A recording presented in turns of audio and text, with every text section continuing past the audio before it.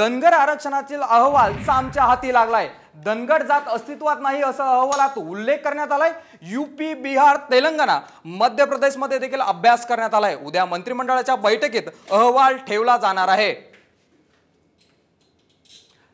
धनगर जात अस्तित्वात नाही असं अहवालात उल्लेख आहे। धनगर आरक्षणातील अहवाल साम टीव्हीच्या हाती लागलाय।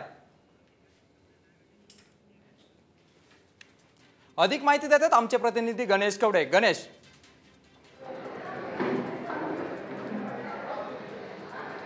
मयूर, नक्कीच धनगर आणि धनगड या दोन जातीसाठी आहे ते हा सर्वेक्षण करण्यात आलं होतं आणि प्रामुख्याने यासाठी 5 राज्यामध्ये आहे या समितीने आहे ते काम केले होतं। यासाठी शिंदे समिती आहे ती नेमणूक करण्यात आली होती। सुधाकर शिंदे यांच्या नेतृत्वात खरं तर ही समिती काम करत होती।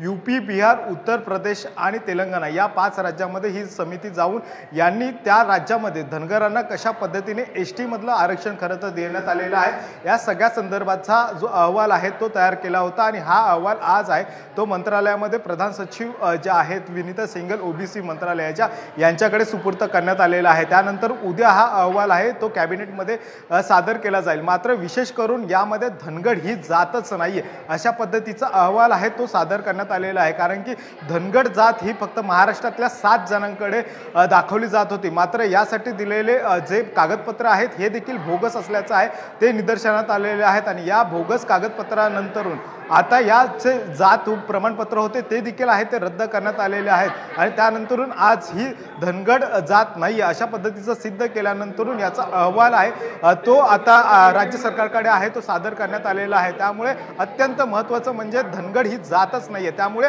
आता धनगरांना एसटीतून आरक्षण देतात का हे देखील पाहणं आता गरजेचं आहे। नक्कीच गणेश, दिलेल्या माहितीबद्दल धन्यवाद।